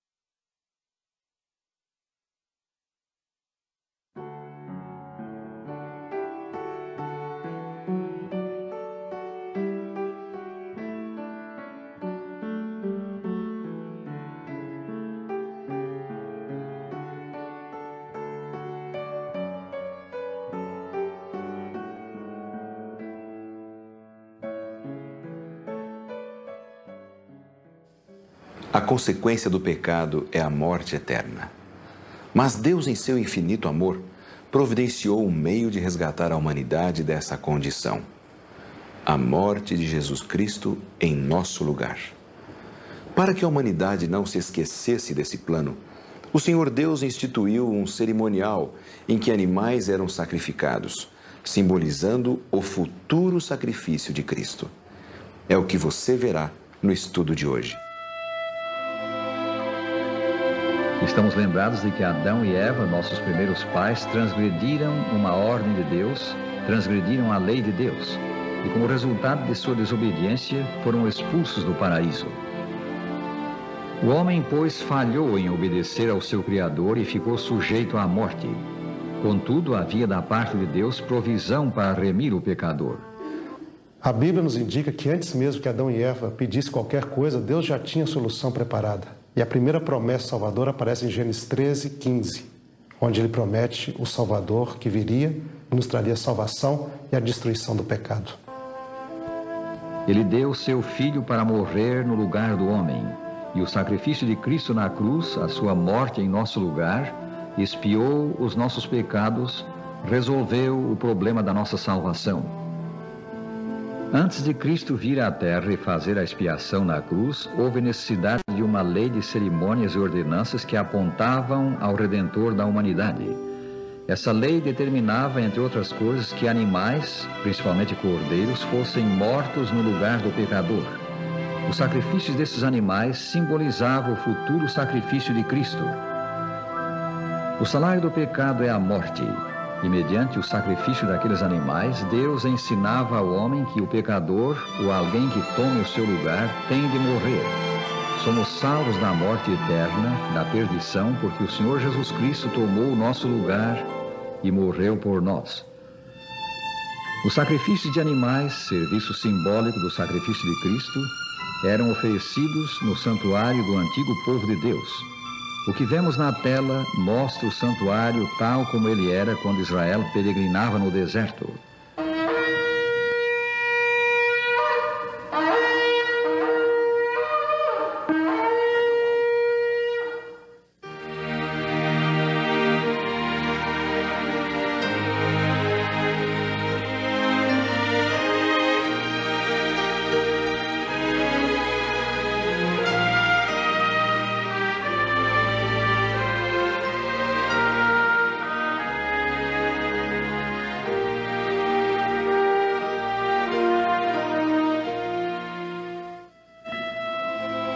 A morte de Cristo no Calvário cumpriu a promessa de Deus de nos dar um Salvador. E tendo vindo aquele para quem os antigos sacrifícios e cerimônias apontavam, os mesmos sacrifícios e cerimônias tornaram-se desnecessários. Consequentemente, foi abolida a lei que os requeria, a chamada lei cerimonial. Hoje não necessitamos mais oferecer aqueles sacrifícios. O verdadeiro sacrifício, o de Jesus, já foi oferecido. A lei cerimonial foi pregada na cruz, mas não a lei moral, a lei dos 10 mandamentos. Esta ainda está em vigor. Alguns há que confundem estas duas leis. Contudo, a distinção entre elas é clara. A lei dos 10 mandamentos foi escrita por Deus em tábuas de pedra. Lemos, e tendo acabado de falar com ele no Monte Sinai, deu a Moisés as 2 tábuas do testemunho, tábuas de pedra, escritas pelo dedo de Deus. Êxodo 31, 18. A lei dos 10 mandamentos é a única parte da Bíblia que Deus mesmo escreveu. A lei de Deus é tão imutável como seu autor. Ela é uma revelação da vontade e caráter do Criador. Para responder se a lei ela pode mudar ou não, nós precisamos primeiro compreender o que é realmente a lei. Geralmente nós temos uma visão muito limitada e negativa da lei. Mas a palavra lei na Bíblia, ela não quer realmente dizer lei. Em hebraico, Torá, quer dizer ensinamento e instrução. É como alguém que criou um aparelho, não é? Por exemplo, um videocassete, e junto com esse videocassete vai um manual de instrução. Como é que esse videocassete funciona? Não é? Ali está, por exemplo, esse videocassete foi criado para voltagem 110. Você tem de apertar esse botão para funcionar, apertar o outro botão para parar. Não é? Se a pessoa quer que o aparelho funcione bem, ele vai seguir essas instruções. Mas se ele disser assim, não, eu não quero saber das instruções, vou ligar em 220, o que vai acontecer com o aparelho? Ele vai queimar. Ah, não vou apertar botão nenhum, o aparelho não vai funcionar. Assim é a ideia da lei na Bíblia. Deus nos criou, Ele é o nosso Criador. Ele nos criou para funcionar de um certo modo, para sermos felizes, termos vida abundante. E essa instrução é dada na Bíblia através da lei. Se nós guardarmos a lei de Deus, nós teremos vida e seremos felizes. Mas se nós transgredirmos a lei, nós aí então estaremos nos prejudicando a nós mesmos e até muitas vezes sujeitos à morte. Deus é amor e sua lei é amor. Seus 2 grandes princípios são amor a Deus e amor ao próximo.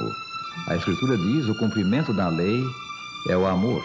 Romanos 13, versículo 10. A lei cerimonial foi escrita por Moisés num livro. Tendo Moisés acabado de escrever integralmente as palavras desta lei num livro, lemos em Deuteronômio 31, versículo 24. A lei de Deus foi colocada dentro da arca. Nada havia na arca senão só as 2 tábuas de pedra que Moisés ali pusera junto a Horeb, quando o Senhor fez aliança com os filhos de Israel ao saírem da terra do Egito. 1 Reis 8, versículo 9. A arca era uma caixa de madeira revestida de ouro e estava no lugar santíssimo do santuário. A lei cerimonial escrita num livro foi posta fora da arca. Moisés ordenou: tomai esse livro da lei e ponde-o ao lado da arca da aliança do Senhor vosso Deus, para que ali esteja por testemunho contra ti. Deuteronômio 31, 26. A lei de Deus é chamada lei real.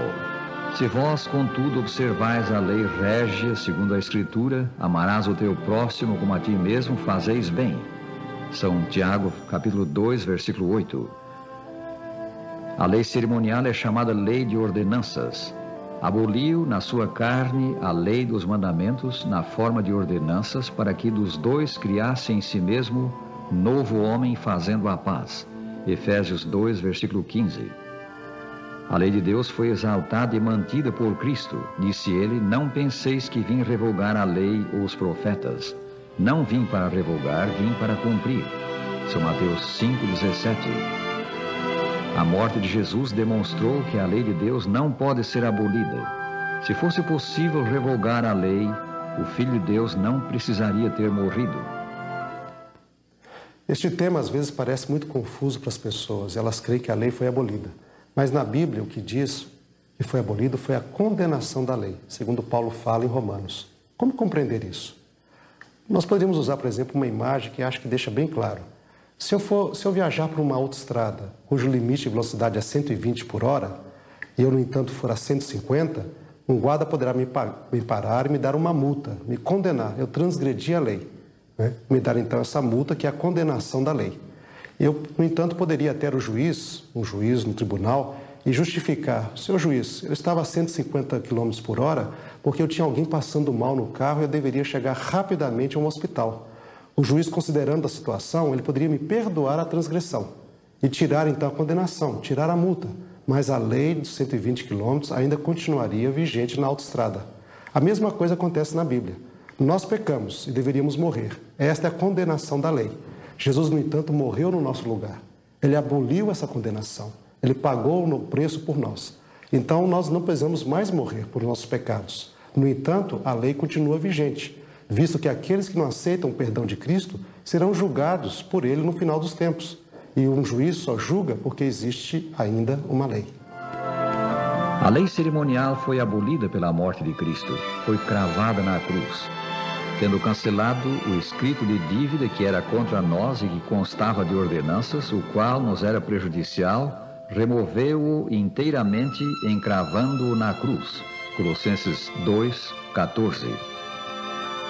Um sinal da abolição da lei cerimonial foi a ruptura do véu do templo de Jerusalém de alto a baixo, dando a entender que era vindo o verdadeiro sacrifício e cessavam os sacrifícios simbólicos. Isso ocorreu quando Jesus expirou na cruz. Na divina alegoria da redenção, a morte do Cordeiro como sacrifício pelo pecado representava a morte de Cristo pela humanidade. Cristo é o Cordeiro de Deus morto em nosso lugar. Lemos: no dia seguinte viu João a Jesus que vinha para ele e disse: eis o Cordeiro de Deus que tira o pecado do mundo. São João, capítulo 1, versículo 29. Pela graça de Deus, isto é, por favor de Deus que não merecemos, somos salvos do pecado quando cremos em Jesus. Estando salvos, perdoados, libertados do poder do pecado, estamos debaixo da graça do céu. Mas isso não nos dá direito de pecar, de violar a lei de Deus. A Escritura diz: havemos de pecar, isto é, de violar a lei, porque não estamos debaixo da lei, e sim da graça, de modo nenhum. Romanos 6, versículo 15. Nem a fé que nos une a Cristo anula a lei. São Paulo diz: anulamos, pois, a lei pela fé? Não, de maneira nenhuma. Antes confirmamos a lei. Romanos 3, 31. A salvação do pecado não é alcançada pelo esforço humano. Ela é dom, o presente da graça de Deus aos que creem no sacrifício de seu Filho. A lei de Deus é a norma do juízo final. Falai de tal maneira, diz a Escritura, e de tal maneira procedei como aqueles que hão de ser julgados pela lei da liberdade. São Tiago 2, 12. Todos os homens têm de enfrentar o tribunal divino e estar diante do juiz de toda a terra. Os livros que têm o registro de nossa vida serão abertos naquele dia e seremos julgados pela norma moral dos 10 mandamentos. A lei de Deus é a norma da justiça e a justiça divina é eterna. A tua justiça, disse o salmista a Deus, é justiça eterna. Salmo 119, 142. A perpetuidade dos 10 mandamentos foi ensinada por Jesus neste incidente relatado por São Mateus. E eis que alguém, aproximando-se, lhe perguntou: Mestre, que farei eu de bom para alcançar a vida eterna? Respondeu-lhe Jesus: por que me perguntas acerca do que é bom? Bom só existe um. Se queres, porém, entrar na vida, guarda os mandamentos. São Mateus 19, 16 e 17. Essas palavras de Jesus ao jovem príncipe mostram que a obediência aos mandamentos de Deus é necessária se queremos ter a vida eterna. Mas lembremos que a obediência aceitável a Deus é fruto da fé em Cristo, é alcançada mediante o poder de Jesus operando em nós. Deus é amor e a sua lei é amor. Quem observa a lei ama a Deus, pois a observância dos 10 mandamentos é a prova de nosso amor para com Ele. Se me amais, disse Jesus, guardareis os meus mandamentos. São João 14, versículo 15. Agora Jesus nos convida a segui-lo, vivendo por sua graça uma vida de inteira obediência. O Senhor Jesus Cristo é o nosso Salvador. Ele tem autoridade para perdoar os nossos pecados e poder para nos libertar deles. Acheguemos-nos a Ele com fé e Jesus nos fará seus filhos, filhos obedientes ao Pai Celeste. Se nos confiarmos a Ele, o Salvador será conosco e possuiremos as infinitas riquezas do céu.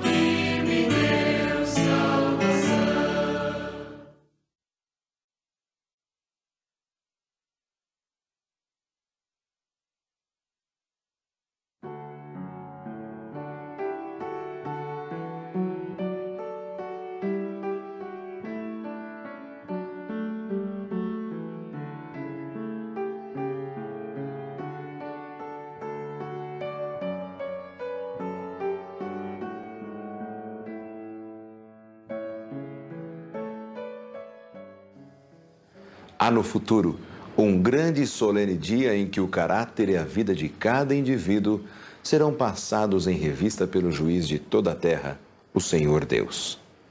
Peçamos a Deus que nos ilumine ao estudarmos esse assunto tão importante. Porque importa, escreveu São Paulo, que todos nós compareçamos perante o tribunal de Cristo, para que cada um receba segundo o bem ou mal que tiver feito por meio do corpo. 2 Coríntios 5, versículo 10. Outra passagem do Sagrado Livro diz que Deus estabeleceu um dia em que há de julgar o mundo com justiça. Atos 17, 31. O tribunal divino fará rigorosa justiça. Nenhum culpado será inocentado. Nenhum inocente será condenado. Você já ouviu falar sobre juízo final? É, o final dos tempos, né? De que forma você acha que Deus julga as pessoas? Também incondicionalmente. Você fez o que não deveria ter feito, eu te perdoei e esqueci. Você cometeu de novo, será julgado. Quando vier o Filho do Homem, na sua majestade, e todos os anjos com ele, então se assentará no trono da sua glória. Aqui nós encontramos também um outro aspecto do juízo de Jesus Cristo. Ele já fez o julgamento, já se sabe, ele sabe quem são os salvos e quem são os perdidos. Porém, aqueles que estão sobre a terra precisarão verificar que isto já foi feito e foi determinado em função das ações que eles praticaram.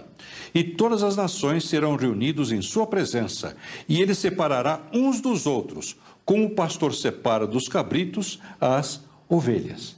Quer dizer, então, que já foi feito este juízo, que pode ser chamado de um juízo pré-advento, porque Jesus, vindo do seu segundo advento, já vem preparado para buscar os salvos e dar a retribuição àqueles que estão perdidos.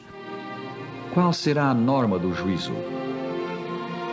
As ações dos homens serão julgadas à luz do grande padrão de conduta, a santa lei de Deus. Sim, o Decálogo ou os 10 Mandamentos, escritos pelo dedo do próprio Senhor Deus, será a norma pela qual o caráter e a vida de todos os homens serão aferidos no dia de juízo. Acho que as leis são importantes para o país, para ele ter uma disciplina, né? Uma sequência de disciplina e todo mundo saber o que deve ser feito, com direito. Eu gosto de seguir as leis, né? Mas nem todos acho que fazem isso, né? Oxalá todo mundo fizesse, acho que o mundo seria bem melhor, né? O que você entende por 10 mandamentos? Os 10 mandamentos são os 10 mandamentos da Bíblia, que Deus deixou para nós, né? Que devem ser seguidos pela humanidade. Você conhece algum? Amar o próximo como a si mesmo. Você quer os 10? A lei de Deus, escrita em tábuas de pedra, foi entregue pessoalmente por Deus ao líder de seu povo, Moisés. Mas a lei não foi proferida exclusivamente para os hebreus ou judeus, como também são chamados. Deus os honrou, fazendo deles os guardadores e conservadores de sua lei, mas essa deveria ser considerada como um depósito sagrado para todo o mundo e para servir de norma no dia de juízo. Assim como num tribunal humano há os registros ou autos do processo, no tribunal divino haverá livros com registros ou narração dos atos de cada indivíduo. Na visão que teve o profeta Daniel do grande tribunal divino, a cena foi-lhe mostrada assim: assentou-se o tribunal e se abriram os livros. Daniel 7, versículo 10, última parte. A obra de um homem poderá ser ocultada, negada, escondida dos pais, da esposa, dos filhos e companheiros. Nos registros do céu, porém, tudo está minuciosamente anotado pelos anjos. Deus, pois, tem um relatório fiel de cada ato nosso. E por esse relatório, conservado nos livros do céu, seremos julgados. O livro da vida contém o registro dos nomes de todos os que, através dos tempos, aceitaram o plano divino para a sua vida presente e futura e se tornaram filhos de Deus mediante a fé em Cristo.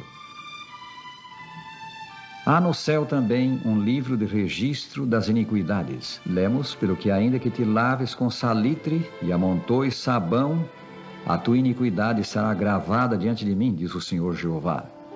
Jeremias 2, 22. No dia de juízo, o tribunal divino passará a revista à nossa vida.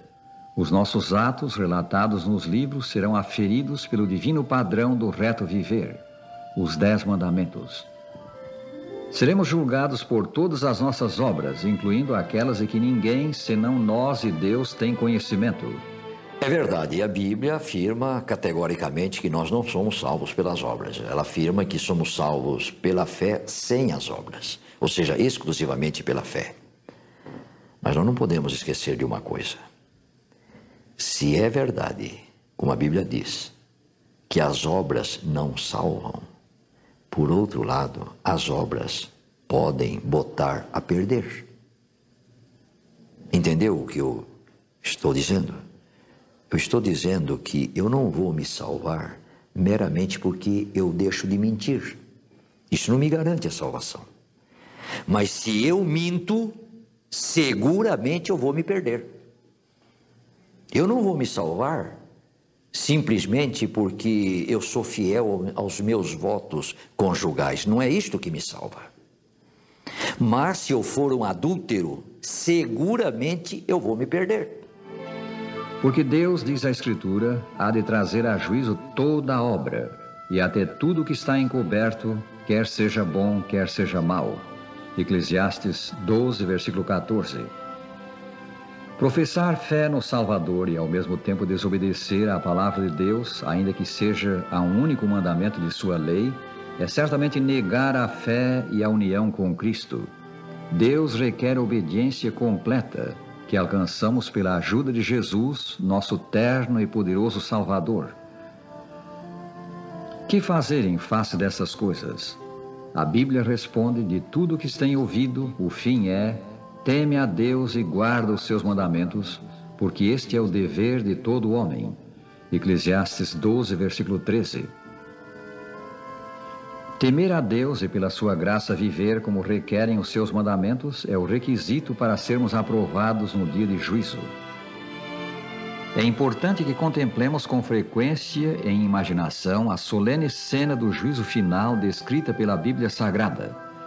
Diante dela nos há de acudir a pergunta: que devemos fazer? A resposta está nas palavras de São Paulo. Ora, não levou Deus em conta os tempos da ignorância, agora, porém, notifica aos homens que todos em toda parte se arrependam, porquanto estabeleceu um dia em que há de julgar o mundo com justiça. Atos 17, 30 e 31. Devemos nos arrepender dos nossos pecados. Em sua grande misericórdia, Deus promete perdão aos homens desde que se arrependam de seus pecados e os confessem e os abandonem, aceitando o sacrifício expiatório de Cristo em seu favor. Você já precisou perdoar alguém que te magoou? Sim, claro. É fácil perdoar? É fácil perdoar, sim. O difícil é perdoar a gente mesmo, eu acho, às vezes. Já, mas eu não perdoei, não. Você acha que é fácil perdoar? Eu acho que é bem difícil, mas é necessário às vezes, né? O perdão dos nossos pecados é assegurado se cremos no Senhor Jesus Cristo como nosso Salvador. Lemos: filhinhos meus, estas coisas vos escrevo para que não pequeis.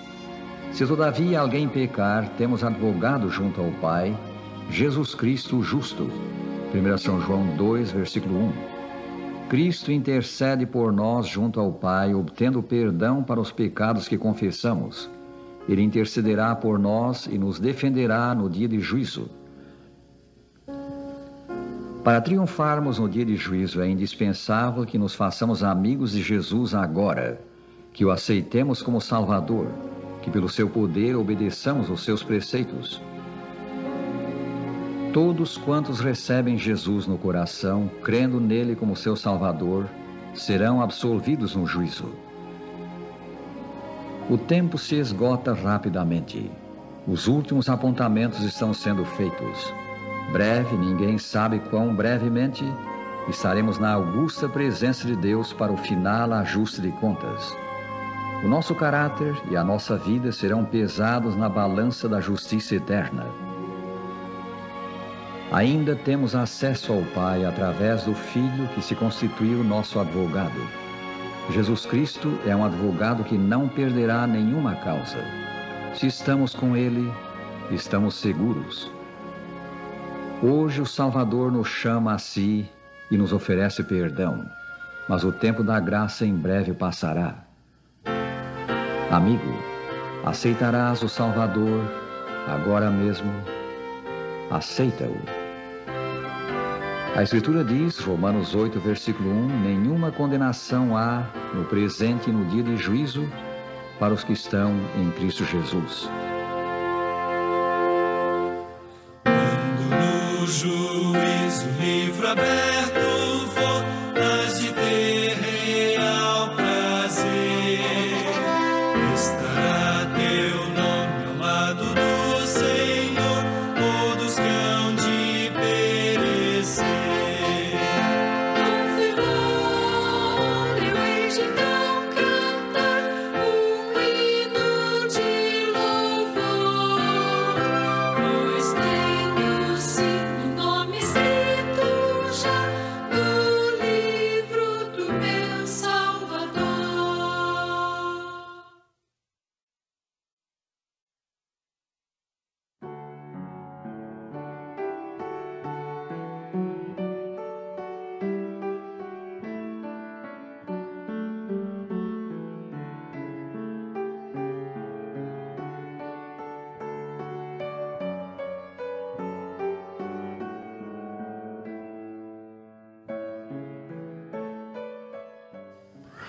A felicidade é um bem que todos buscamos. Em sua sabedoria e em seu amor, Deus preparou para o homem leis que promovem esta felicidade. Que Deus nos ajude a compreender o seu amor e o seu cuidado para com seus filhos. A natureza dá testemunho de um ser que opera em todas as coisas, mantendo o que criou mediante leis. Como resultado, há perfeita harmonia no universo. Não é por um poder a ela inerente que ano após ano a terra produz suas fartas messes e continua sua marcha ao redor do sol. A mão do infinito está em perpétua operação guiando esse planeta. É o poder de Deus em contínuo exercício que mantém a terra em equilíbrio e em sua rotação.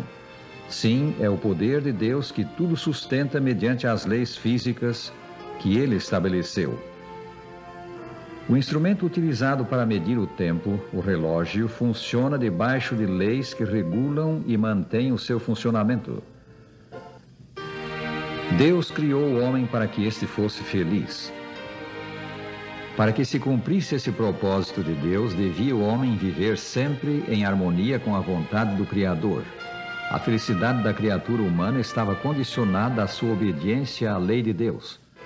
Mas como o homem falhou em obedecer, daí resultou sua queda seguida de sofrimento e morte. Assim entrou o pecado no mundo. Que é pecado? A Escritura diz: todo aquele que pratica o pecado também transgride a lei, porque o pecado é a transgressão da lei. 1 São João 3, versículo 4. Vamos considerar agora os resultados da desobediência. O pecado ou transgressão da lei de Deus trouxe após si uma infinidade de más consequências. A primeira delas foi a expulsão de nossos primeiros pais do paraíso. Entretanto, acha-se ao alcance de todos o conhecimento das 10 regras para a felicidade. Essas regras se encontram no mais notável código de todos os tempos, a saber, a lei moral, o fundamento para a felicidade do homem. Os 10 mandamentos constituem a norma divina para a conduta do homem. O que você entende por leis? Leis são coisas determinadas que você tem que seguir. Não matar, não roubar, né? Não mentir, eu acho. Você conhece algum dos 10 mandamentos? Conheço. Qual? Não cobiçar a mulher do próximo, amar a Deus sobre todas as coisas, amar o próximo como a ti mesmo. Essas 10 regras do viver feliz foram dadas pelo Criador para a nossa felicidade. Bem-aventurados ou felizes os irrepreensíveis no seu caminho, que andam na lei do Senhor. Salmo 119, versículo 1. A lei traz felicidade ou não traz felicidade? O apóstolo São Paulo, escrevendo aos Romanos, no capítulo 13, versos de 8 a 10, diz que o cumprimento da lei é o amor. E o amor, portanto, significa amar a Deus, portanto, não um Deus que escraviza. Amar ao próximo como uma demonstração do amor de Deus por nós. Isso significa que, ao não transgredirmos a lei, ao não quebrarmos o sábado, ao não adulterarmos, ao não furtarmos, estamos em liberdade diante de Deus. Não apenas em liberdade diante da lei do país, mas em liberdade diante da lei de nosso Deus. E diz ainda mais Tiago, capítulo 1, verso 25, mas aquele que considera atentamente na lei perfeita, lei da liberdade, e nela persevera, não sendo ouvinte negligente, mas operoso praticante, esse será bem-aventurado no que realizar, esse será feliz no que realizar, esse será livre no que realizar. Não há código mais importante que a lei escrita em tábuas de pedra pelo próprio Senhor Deus. A lei de Deus é uma autêntica revelação do caráter e vontade do seu autor. Deus é amor, como se demonstrou pelo sacrifício de Cristo na cruz, e sua lei também é amor. Como expressão do caráter do Criador, que é, a lei é eterna como Deus. É pela lei que conhecemos o pecado. Disto diz São Paulo que ninguém será justificado diante dele por obras da lei, em razão de que pela lei vem o pleno conhecimento do pecado. Romanos 3, versículo 20. A lei é qual espelho. Como espelho, ela revela as condições de quem nela se olha. O homem que violou um mandamento da lei, dessa maneira pecando, ao mirar-se nela, vê a sua mancha espiritual, vê o seu pecado. Quer dizer, então, que esse espelho é a palavra de Deus, e de maneira específica no livro de Tiago é a lei dos 10 mandamentos, porque por meio da lei dos 10 mandamentos o nosso caráter é medido. Ou seja, a lei dos 10 mandamentos é considerada pela imensa maioria dos estudiosos da Bíblia como um reflexo do caráter de Deus. Nós lemos, por exemplo, a respeito de Deus ser verdade, a sua lei é verdade. Deus é justo, a sua lei é justa. Todas as características do caráter de Deus estão retratadas na lei de Deus dentro das Escrituras Sagradas. É por isso, então, que este espelho não tem defeito. O espelho, contudo, não tem a capacidade de remover a sujidade do rosto. Mostra, mas não tira. Temos de fazer uso da água para nos lavar. De igual maneira, a lei mostra em que falhamos, porém não pode remover o pecado, não pode salvar. Mas mostrando que somos pecadores, ela nos faz sentir a necessidade de um Salvador, que é Cristo. Se cremos em Cristo como nosso Salvador, se nos entregamos a Ele, Jesus nos perdoa os pecados e nos faz cessar de pecar. Então, movidos pelo amor para com Ele, nós guardamos a sua palavra. Como Ele mesmo disse, se me amardes, guardareis os meus mandamentos. São João 14, versículo 15. A síntese ou resumo da lei é o amor, porque este é o amor de Deus, que guardemos os seus mandamentos. E os seus mandamentos não são penosos. 1 São João 5, versículo 3. Onde achamos a força para obedecer a Deus, para guardar a sua lei? Cristo nos dá o poder para sermos obedientes, porque sem mim, disse ele, nada podeis fazer. São João 15, versículo 5. Prezados ouvintes, este é o caminho da felicidade, a fé em Cristo e a obediência ao Salvador. Estamos seguros se por amor nós andamos com Cristo, guardando a sua palavra. A lei dos 10 mandamentos revela o pecado, cuja penalidade é a morte. A lei não pode salvar, mas Cristo pode. Ele pode salvar até o maior pecador e implantar no coração os santos princípios da sua lei. Assim nos tornamos semelhantes a Ele no caráter, pois Ele disse de si mesmo, agrada-me fazer a tua vontade, ó Deus meu. Dentro em meu coração está a tua lei. Salmo 40, versículo 8. Demos graças a Deus por sua santa lei que nos mostra o pecado e pelo Salvador que proveu para nos transformar o caráter e nos preparar para o céu. Apeguemo-nos firmemente a Jesus pela fé, amemo-lo de todo o nosso coração. Guardemos os seus mandamentos.